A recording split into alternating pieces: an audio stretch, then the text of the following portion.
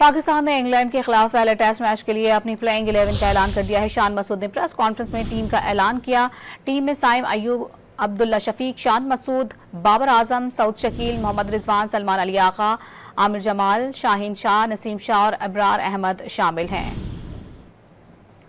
Fast bowler जितने आपको कोई उन्होंने क्रिकेट भी नहीं खेली लॉन्गर वर्जन के लिए, फिर भी वो वापस आते हैं बांग्लादेश के खिलाफ, तो क्या उनके ऊपर प्रेशर होगा या आपको एतमाद की वजह से आपने उनको रखा?